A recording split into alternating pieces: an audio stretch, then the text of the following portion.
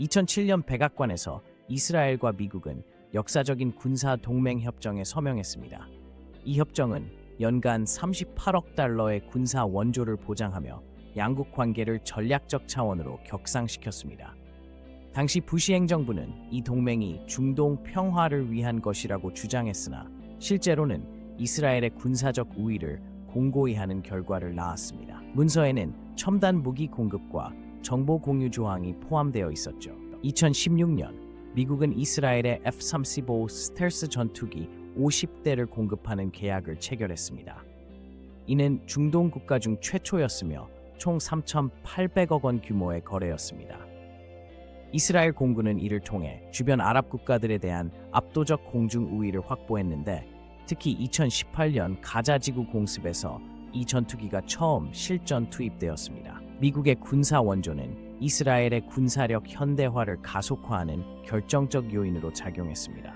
2020년 UN 보고서에 따르면 이스라엘은 서한 지구에 200개 이상의 불법 정착촌을 건설했으며 매일 평균 300건의 팔레스타인인 검문이 이루어졌습니다. 특히 헤브론 지역에선 이스라엘 군인들이 팔레스타인 주민들에게 무차별적인 폭력을 행사하는 모습이 드러났는데 한 인권단체는 1년간 1,200건의 과잉 진압 사례를 기록했습니다. 미국은 이러한 행위에 대해 계속해서 묵인하는 입장을 보였습니다. 2014년 가자 지구 전쟁 동안 이스라엘군은 2,200명 이상의 팔레스타인인을 살해했는데 그중 70%가 민간인이었습니다. 특히 7월 28일 라파 학살에선 단일 폭격으로 19명의 한 가족이 사망했습니다. 유엔은 이 사건을 전쟁 범죄로 규정했으나 미국은 관련 유엔 결의에 대해 거부권을 행사했습니다. 현지 의료진은 인도적 지원 차원의 베린탄 사용을 확인했으나 이스라엘은 모든 비난을 부인했습니다. 미국 주요 방송사들은 2014년 가자 학살 기사를 전체 뉴스의 3%만 보도했으며 CNN은 이스라엘군의 실탄 사용 장면을 편집해 방영했습니다. 후에 유출된 내부 메일에는 친이스라엘 단체의 압력주의라는 지시가 포함되어 있었죠. 소셜미디어에선 팔레스타인 증언 영상들이 폭력적 콘텐츠로 분류되며 삭제되는 경우가 빈번했고 반면 이스라엘 측 주장은 알고리즘에 의해 광범위하게 확산되었습니다. 2019년 전 이스라엘 정보 요원인 아론은 가명으로 가자 지구에서의 명령 체계를 폭로했습니다. 그의 증언에 따르면 고위 장교들은 민간인 구역을 사격 훈련 구역으로 지정했고 사망자 수를 의도적으로 축소 보고했습니다. 그는 은신처에서 녹음된 인터뷰에서 우리는 매일 10명의 허가된 사살 쿼터를 받았다고 주장했으며 이 내용은 뉴욕타임스에 의해 보도되면서 국제적 파장을 일으켰습니다.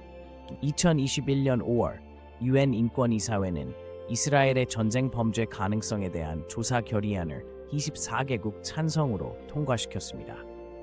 그러나 미국 대표는 즉각 편파적인 결의안이라며 반대표를 던졌고 이어서 3억 달러의 추가 군사 원조를 발표했습니다. 역사적으로 미국은 1972년 이후 이스라엘 관련 UN 결의안에 대해 53차례 거부권을 행사했으며 이는 다른 어떤 문제보다 많은 수치입니다. 2022년 팔레스타인 활동가들의 스마트폰 70%가 페가수스 스파이웨어에 감염된 것으로 나타났습니다. 이스라엘 제조 스파이웨어는 증거 영상들을 삭제하고 위치를 추적했는데 특히 UN 조사관들과 저널리스트들이 표적이 되었습니다.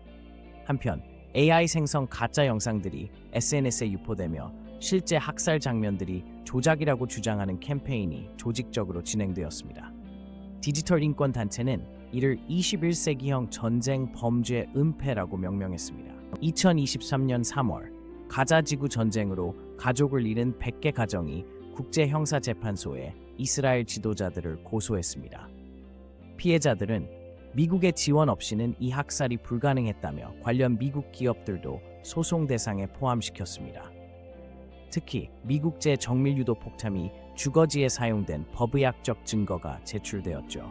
이 소송은 ICC 역사상 가장 많은 공동 원고가 참여한 사건으로 기록되며 현재도 진행 중입니다. 미국 군수 기업들은 이스라엘과의 동맹으로 막대한 이익을 얻었습니다.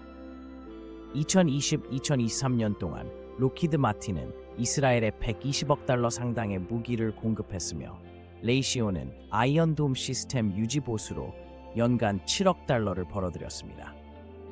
이들 기업은 의회를 상대로 한 로비 활동에 3년간 2천만 달러를 지출했고 결과적으로 이스라엘 군사 원조 예산 증액이 반복적으로 승인되었습니다. 한 분석가는 전쟁이 이들의 가장 수익성 좋은 사업이라고 지적했습니다. 1948년 이후 미국은 이스라엘에 누적 1,580억 달러의 군사 원조를 제공했으며 이는 1분마다 30만 달러를 지원하는 셈입니다. 그러나 2023년 갤럽 조사에서 미국 국민의 67%는 이 지원이 감축되어야 한다고 답했습니다. 역사학자들은 이 동맹이 장기적으로 미국의 국제적 신뢰도를 훼손했다고 평가합니다. 현재 40개 이상의 국제 인권 단체들이 이스라엘에 대한 무기 금수 조치를 요구하며 유엔에선 제재 결의안 논의가 재개될 전망입니다.